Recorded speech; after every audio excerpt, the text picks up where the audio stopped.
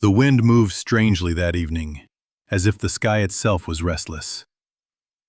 On a cracked highway cutting through the outskirts of a forgotten town, a group of bikers idled their engines near a roadside diner, their jackets black as dusk, their silence heavier than the low rumble beneath them. They weren't there for noise, they were there for peace, the kind that only existed between broken men and the open road. And then he came running, a small boy, no older than 10, barefoot, breathless, his face streaked with tears and road dust. He stumbled toward them as if he'd seen angels on iron horses. His voice broke as he screamed, "Please!" Like this story up. Please subscribe Biker Edge channel for more interesting video. "Please, help me. Don't let him hurt my mom again." Every head turned. The oldest biker, the one they called Rain, shut off his engine.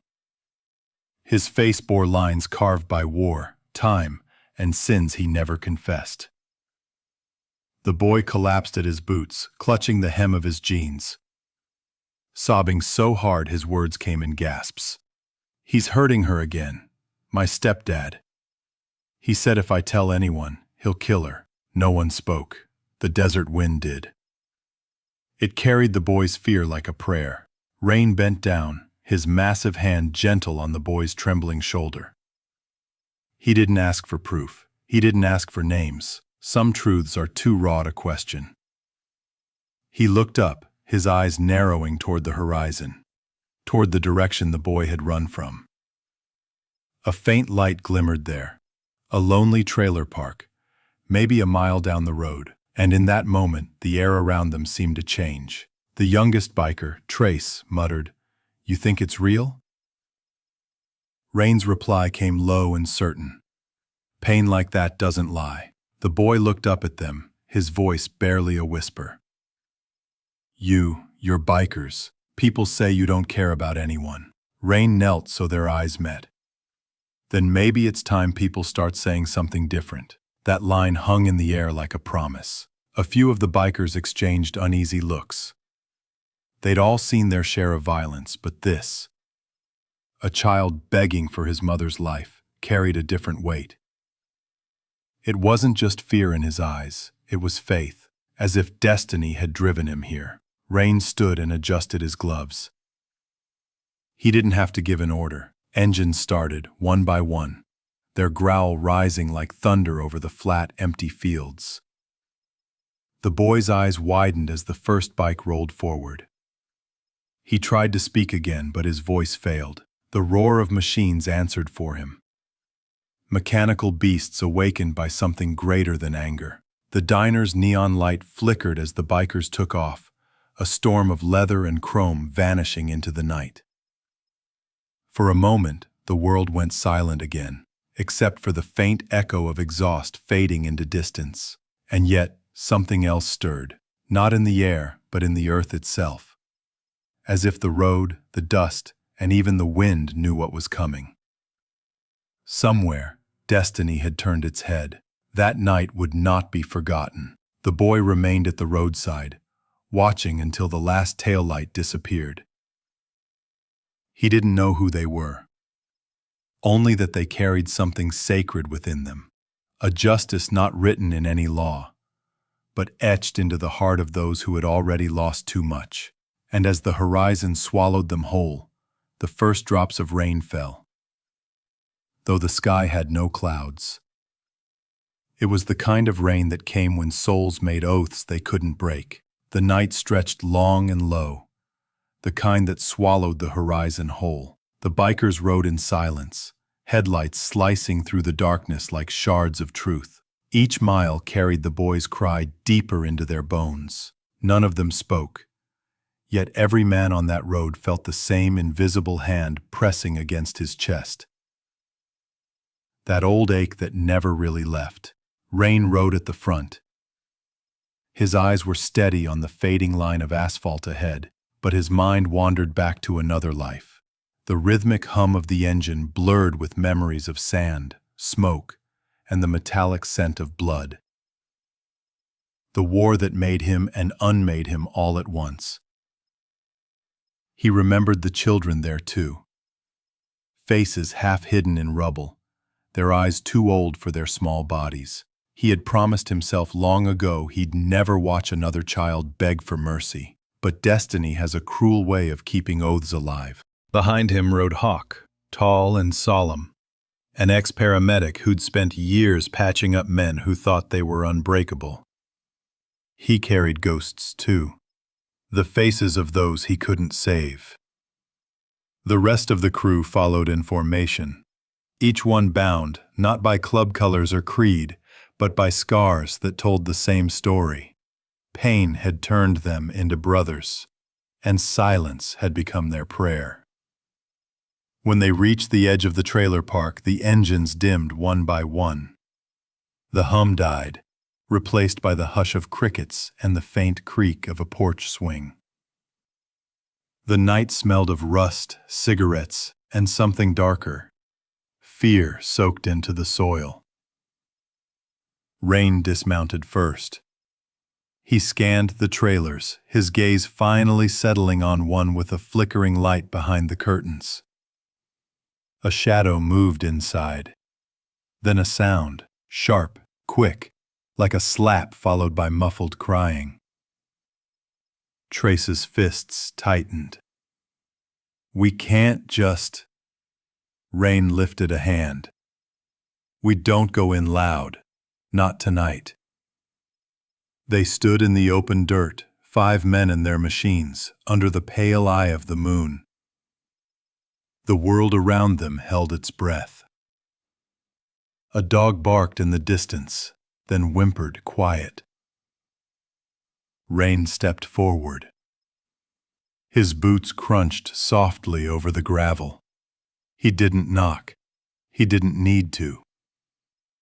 The door opened before he reached it. A man stood there, shirtless, drunk, his eyes red and mean. "What the hell you want?" he slurred, gripping the frame like it might hold him up. Behind him, in the dim yellow light, a woman flinched at the sound of his voice. Her cheek was swollen. Her hands shook as she held a towel to her face. Rain's voice came calm, almost gentle. "We're here for the boy's mother." The drunk laughed, but it wasn't a real laugh.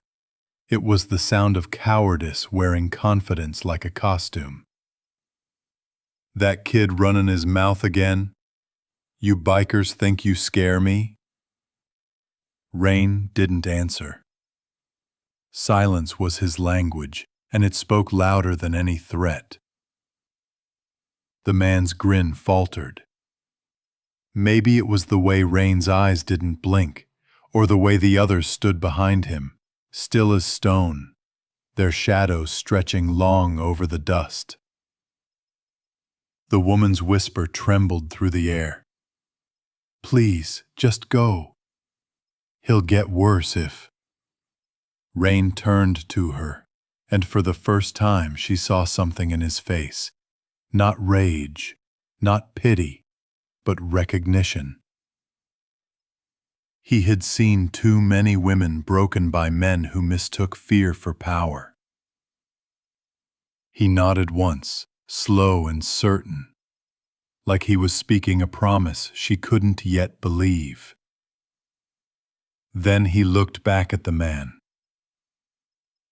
"You've already lost," he said softly. The drunk scoffed. "Yeah, to who?" Rain took one step closer, and in that moment the air shifted again.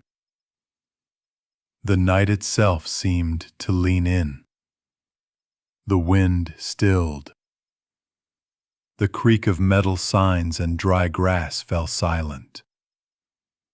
And though no one moved, the man took a step back, because something unseen had entered the space. The weight of every injustice that had ever gone unanswered. The air grew thick with it, humming low like a storm building far away but coming fast. The woman's eyes widened as Rain turned away. "Come on," he told her. Get your boy." She hesitated, looking from her husband to the bikers. "He'll follow," she whispered. Rain nodded toward the horizon. "Not if the road remembers him." She didn't understand the words, but they felt like truth. She slipped out of the trailer, her bare feet brushing over cold dirt. Her hands shook, but she didn't stop. Somewhere down the road, her son waited. The bikers watched her pass, heads bowed slightly, as though in prayer.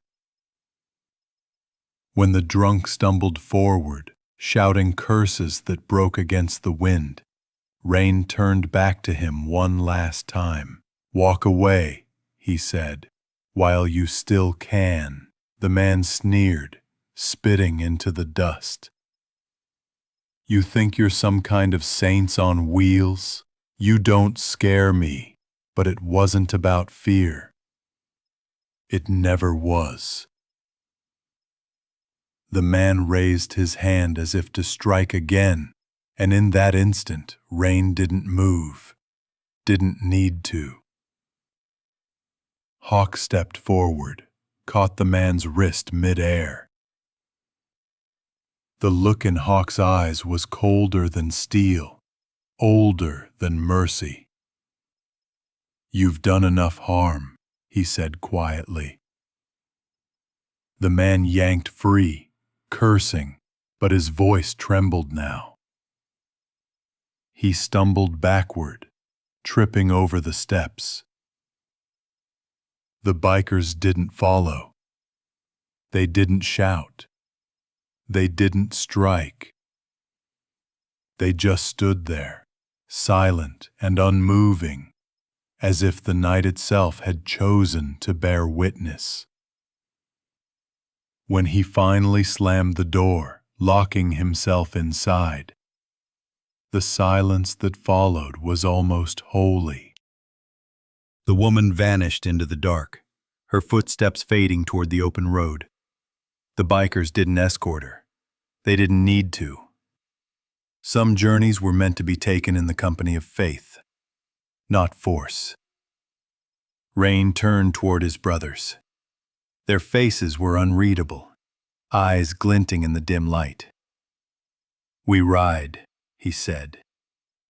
And as the engines roared back to life, the wind returned, carrying something different this time. Not just the sound of freedom, but the quiet hymn of justice beginning to stir. They rode not away, but toward something unseen, guided not by rage, but by that strange compass only men of scars could feel. It was as if the road itself had chosen them.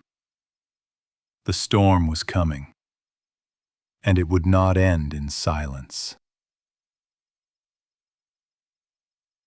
The night after the rescue hung thick with a stillness that felt almost sacred. The woman and her boy had vanished down the highway under the cover of darkness, and no one in the crew had said a word since. It wasn't silence out of confusion or regret. It was the kind of silence that comes after a prayer, when the soul knows something larger than itself has been set in motion. The following morning, the town woke to rumors. A drunk man, raving about devil bikers and black angels who came for him in the night. A mother and child gone missing. A trailer door splintered in half. No one really knew what had happened, but by noon, whispers had become legend. And somewhere in the middle of those whispers, the truth waited. Quiet, patient, inevitable. Rain sat at the edge of the diner parking lot, same place where the boy had first appeared. His coffee had gone cold hours ago.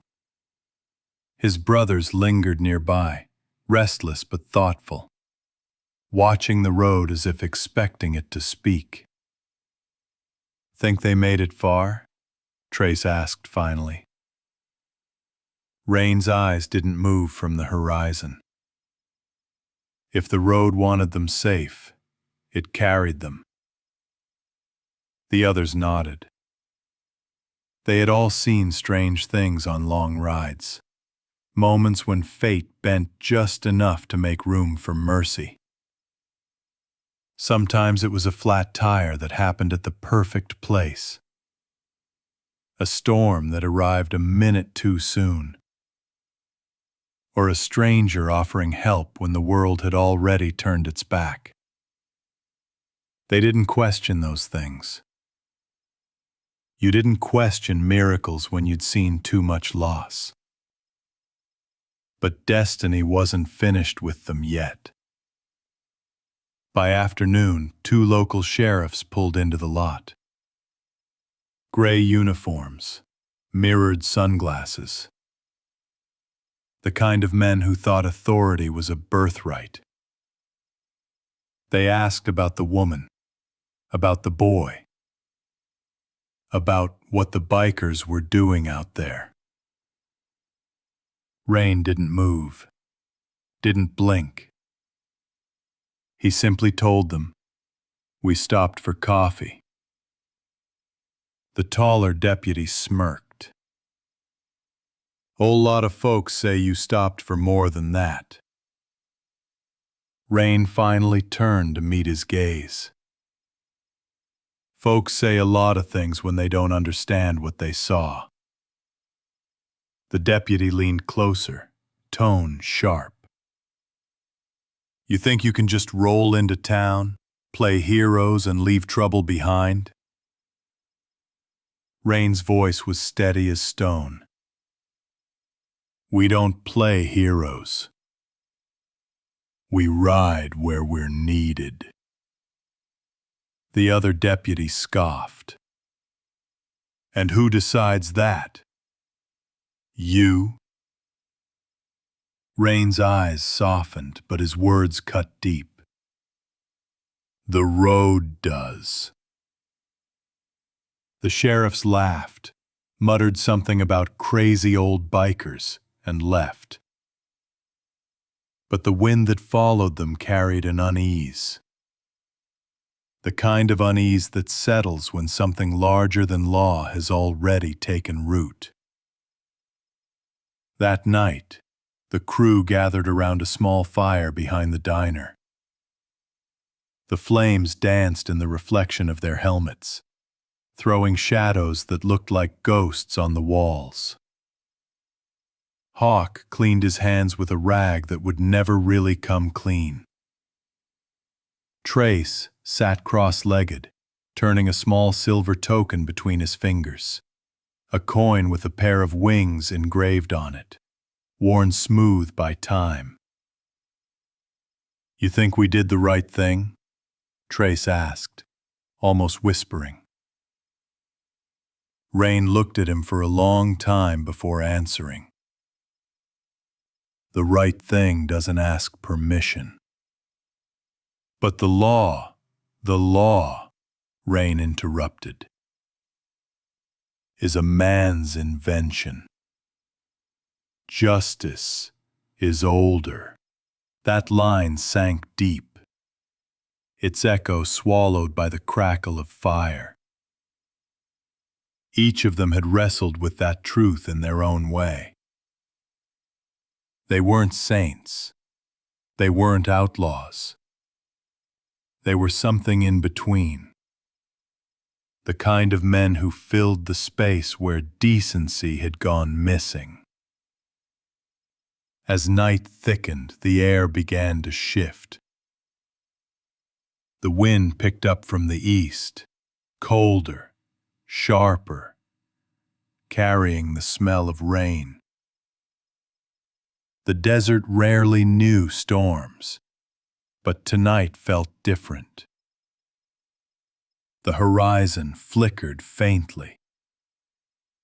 Lightning crawling under a belly of dark clouds. Still too far to hear. Rain rose slowly, the firelight brushing over the scars on his arms. Faint outlines of tattoos faded by time and sun. Each one was a memory, a name, a loss, a battle. Hawk followed his gaze. "You think he'll come for her?" Rain nodded once. "He'll come for what he thinks he owns. Men like him always do." The others exchanged glances. They all knew the pattern. Cruelty rarely died quietly.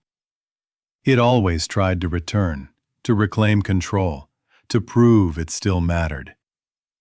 But this time it would meet something older than fear. They didn't plan revenge. They didn't speak of violence. They simply understood that the story wasn't finished, and when the road called again, they'd be ready. The next day, gray clouds rolled over the town like a slow tide. The drunk man had vanished. His truck was gone, the trailer door hanging open, rainwater dripping from its frame. The sheriff chalked it up to domestic trouble, wrote it down on paper, and forgot about it before sunset. But the bikers didn't forget. Rain led them west, toward the mountains where the road twisted through cliffs and open sky. They didn't know where the woman and boy had gone, only that fate rarely let good deeds end in peace without testing the soul first. Hours later, as twilight bled across the sky, they found the boy's shoe on the side of the road, torn, wet, half buried in the mud. A few feet away, fresh tire tracks cut into the earth, veering off toward a forested stretch where the pavement ended. Trace's voice cracked. "It's him." He found them. Rain stared into the darkened woods. The smell of pine mixed with rain, the sound of thunder rolling low like distant drums. He swung his leg over the bike. "Then we ride." The engines came alive again, their sound rolling through the valley like a heartbeat returning from the dead. Lightning flashed once. For a moment it lit the mountains in silver and shadow, illuminating the narrow dirt path ahead. They followed it without hesitation. The storm finally broke open above them. Not gentle rain, but furious, wild water that turned dust to rivers and thunder to fury. And yet the bikers didn't slow. They rode through it as though the storm was part of them, as though it answered to something in their bones. By the time they reached the clearing, the rain had softened to a whisper.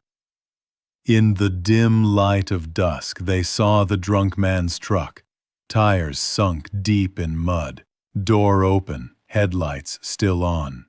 There were footprints everywhere. A struggle, chaos, movement toward the edge of a ravine that dropped into darkness. Hawk's breath caught. There, at the cliff's edge, stood the woman holding her boy behind her.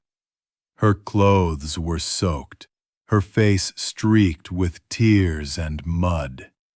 And a few feet away, the drunk man staggered toward her, shouting words the rain tried to drown. Rain cut the engine and stepped into the clearing. The man froze when he saw him. The others fanned out silently, their figures shadowed and still. The air around them pulsed with quiet power, the kind of energy that doesn't come from rage, but from righteousness. Lightning flashed again, and for an instant, they looked less like men and more like something divine, guardians risen from the storm. The man shouted something incoherent, raising his arm toward the woman. But before he could take another step, the ground beneath him gave way. A small landslide of wet clay collapsing under his boots. He stumbled, tried to catch himself, and fell to his knees near the edge. Rain moved closer, calm and unhurried. "The road warned you," he said softly. The man's eyes went wide. Fear, realization, and something deeper, almost recognition. He tried to rise, but the mud pulled him down again. No one moved to help him, not out of cruelty, but because fate had already taken the reins. And as thunder rolled once more, the drunk man slipped, vanishing into the darkness below. No one spoke, not even the boy. The only sound was rain pattering softly against metal and leaves. The woman dropped to her knees trembling, whispering prayers into the storm. Rain placed a hand on her shoulder, steady, grounding. "He won't hurt you anymore," he said. But she didn't answer. She just wept, the kind of tears that come when a soul finally exhales after years of holding its breath. Rain looked up at the sky, where the clouds were breaking. For a moment the moon shone through, pale and silver, touching everything with quiet grace. And in that silence, every man there felt it, the sense that something beyond them had passed judgment. The storm had gathered, and now it was done. Dawn came slowly, as though even the sun hesitated to look upon what had passed. Mist hung over the valley, weaving between the trees like the breath of ghosts. The rain had stopped, but the ground still bled water. Small rivulets trickling toward the ravine where the drunk man had fallen. No one. Rain stood at the edge, looking down into the dark chasm. Nothing stirred below. The world had taken the man back, swallowed him whole, leaving behind only echoes of his rage. The woman stood a few feet away, holding her boy close. Her hands trembled, but her eyes were clear for the first time in years. She didn't thank them. She didn't need to. The air itself spoke for her. Gratitude lived in every breath she took. The boy peeked from behind her arm, his gaze searching Rain's face. "Is he gone?" he whispered. Rain looked toward the mist and then back to the boy. "Gone where he was meant to go." The boy didn't ask what that meant. Some truths children understand better than grown men. He nodded, small and solemn, like someone who'd just seen how large the world truly was. The bikers helped the woman and her son back toward the road. The sun began to burn through the fog, laying gold across the wet asphalt. The storm had washed the world clean, at least for a moment. And yet, something about the morning felt otherworldly, like the boundary between heaven and earth had thinned overnight. Rain waited until they were safe inside a passing farmer's truck before turning back to the ravine. The others joined him, their boots sinking slightly in the mud. No one mentioned the man again. No one celebrated. The justice that had unfolded wasn't theirs to boast about. It belonged to something higher, something that used them merely as instruments. Trace broke the silence first. "You think anyone will find him?" Rain's voice was low, steady. "Maybe. Maybe not. But the road knows." That phrase, "the road knows," had become almost sacred among them. It wasn't superstition. It was belief in a moral current that ran through the world, subtle but unbreakable. You didn't need courts or laws when destiny had already rendered its verdict. As they rode back through the valley, sunlight spilled over the hills, turning the wet ground to mirrors. For a few miles, it felt like they were gliding over water, the sky and earth blending beneath their wheels. It wasn't triumph they felt, more like absolution. The kind a man gets when he's finally done what his soul demanded, even if it costs him peace. They reached a ridge overlooking the town just as the bells of the old church began to ring. None of them were churchmen, not anymore. But the sound carried through the air like forgiveness. Rain stopped his bike and removed his helmet, letting the wind move through his hair. For a long moment, he simply breathed. Hawk pulled up beside him. "You think they'll remember what happened?" Rain gave a faint smile. "They won't remember us. They'll remember the story. That's enough." Down below, life went on. People filled the diner, trucks rolled by, children played in the dust. But something in the town's rhythm had shifted, though no one could say why. Perhaps it was the way the air felt lighter, or how the horizon looked less lonely.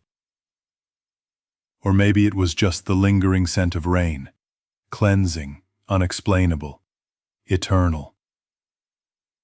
That night they returned to their small outpost. A half-collapsed barn turned into a haven for wanderers. The fire crackled, and for the first time in months, laughter found its way back among them. Not loud or boastful, but quiet, like an echo of something good. Trace passed around a battered tin of whiskey. Hawk raised it slightly toward Rain. "To the road," he said. Rain nodded. "To those it carries and those it takes." They drank, each one lost in his own thoughts. The flames painted their faces in gold and shadow, turning them into living relics, half men, half myths.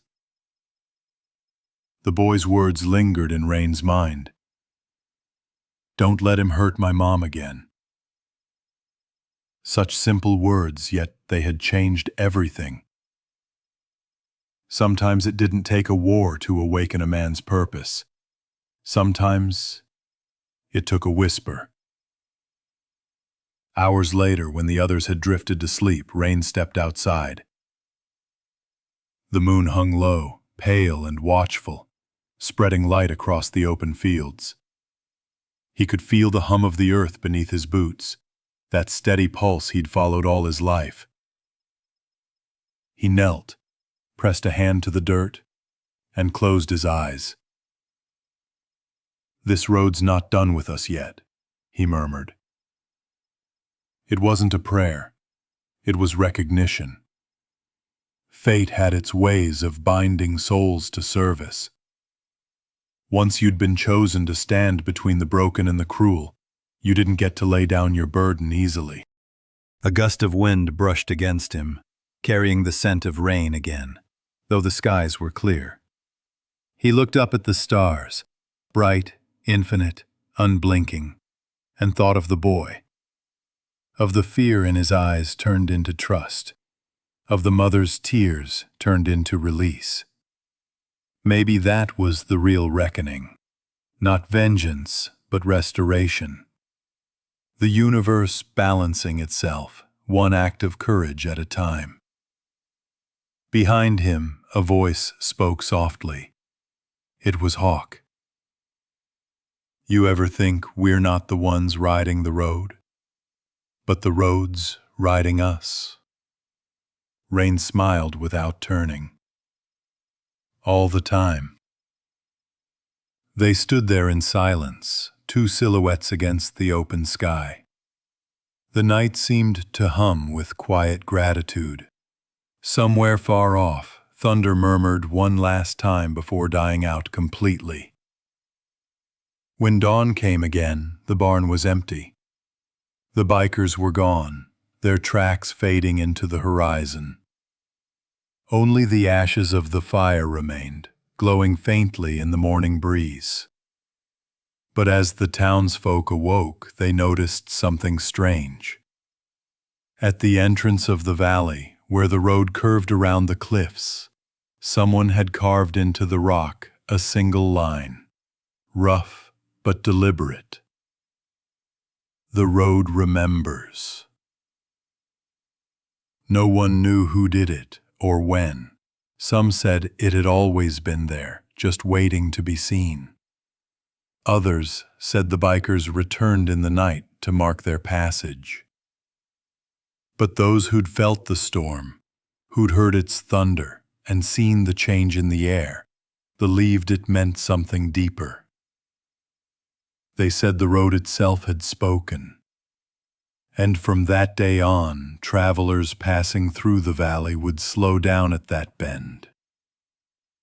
Some said the wind there felt different, carrying a strange calm, as if unseen riders still moved through the mist, guarding those who cried out for mercy. Whether they were angels or outlaws, no one could say. But every time the wind rose and the sky turned red at dusk, old men in town would murmur the same words. They ride for the lost. They ride for the broken. And when the road calls, they answer. And so the legend lived on. The storm had long passed, but its echo lingered, not in sound, but in spirit. The valley had returned to stillness. Yet that stillness wasn't emptiness. It was peace. A peace earned through pain, through fire, through the kind of justice that never asks for credit.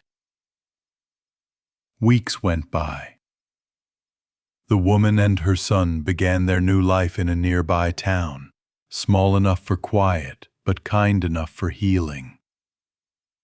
She worked at the local diner, hands steady now, laughter beginning to return in small, fragile doses. The boy walked to school every morning, sometimes stopping by the roadside where the grass grew thick and wild. He'd look toward the hills and listen, not for trucks or voices, but for engines, distant and low, like thunder rolling far away. He never told anyone what he heard, not even his mother. But sometimes when he saw a group of riders pass through town, black leather, silver gleam, patches faded by rain, his heart would lift. He'd whisper under his breath, almost a prayer. Thank you. And though they never turned their heads, he always felt they'd heard him. Far from town, beyond where the asphalt faded into dirt, the Edge crew rode again. The open plains stretched endlessly before them, the horizon swallowing the sun in orange fire. Dust trailed behind like ghosts of every ride they'd ever taken. Rain led at the front, his silhouette carved against the dying light. Hawk and Trace followed, engines rumbling steady, their formation precise, not for show, but for soul. They didn't talk much these days. They didn't need to. The road spoke for them in its own language, in wind, in vibration, in that hum that lives beneath the bones of a man who's seen too much and still keeps riding. Rain carried a small token around his neck, a silver chain with a bent dog tag. It wasn't military. It was the boy's broken keychain, the one he'd dropped that night when everything changed. The boy had tried to give it back the next morning, but Rain had shaken his head. "Keep it," the boy had said, smiling shyly. Rain had smiled back. "No, kid. You keep your peace. I'll keep the reminder." He still touched it sometimes, especially when the world went too quiet.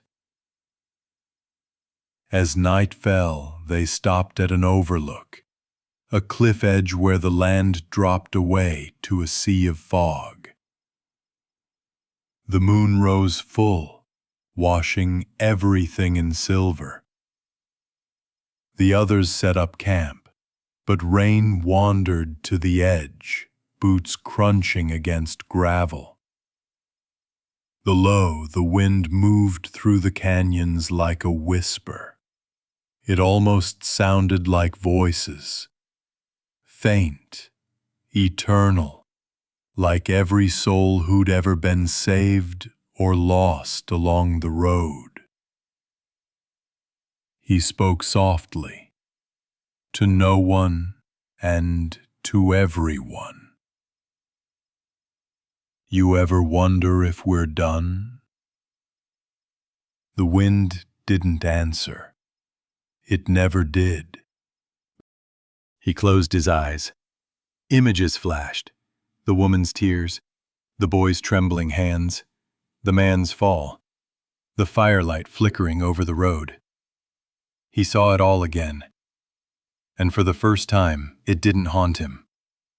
It settled him. Some men chase redemption. Others become it. Later, around the fire, Hawk broke the silence. "You ever think the world's trying to balance itself? Like, every wrong pulls something right out of us, whether we want it or not?" Rain took a long breath, watching sparks climb toward the stars. "Maybe balance ain't something we find," he said. "Maybe it's something we become when we stop running from what's right." Trace chuckled. "You sound like a preacher now." Rain smirked. "Nah, preachers talk about heaven. I just talk about the road." They laughed quietly. The sound was warm, almost sacred. For a few minutes it didn't matter who they were. Outlaws, saviors, ghosts. They were just men who'd chosen to keep riding when others would have stopped. The fire crackled lower, fading to embers. The stars burned harder, infinite and close. By morning they were gone again. Only the ashes remained, and 3 tire tracks leading back to the horizon. In the years that followed, stories began to spread across counties and states. Stories of bikers who arrived out of nowhere when someone was in danger, who disappeared before anyone could ask names.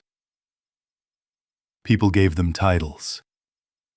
The Thunder Saints, the Ghost Riders of Mercy, the Edge Crew. No one could prove they were real. No one ever saw their faces clearly.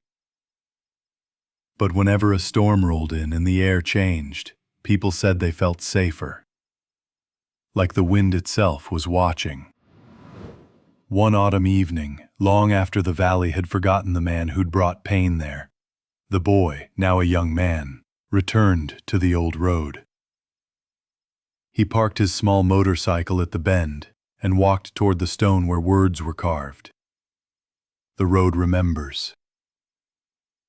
He traced the letters with his fingers, smiling.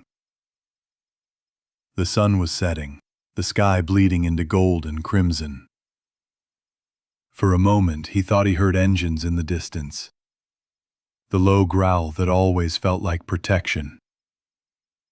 He closed his eyes and whispered, "Wherever you are, ride safe." The wind rose gently, rustling the grass. Somewhere in that sound, almost like thunder rolling far away, came an answer. Not in words, but in feeling. We ride. Always. The camera of memory would pull back now, the valley stretching wide, the road curling like a silver vein through the heart of the land. Dust swirled. The sound of engines rose faintly, merging with the heartbeat of the earth.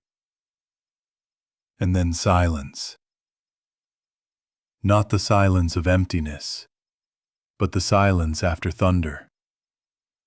The kind that means the storm has done its work, that justice has spoken, that the world, for one fleeting moment, is right again.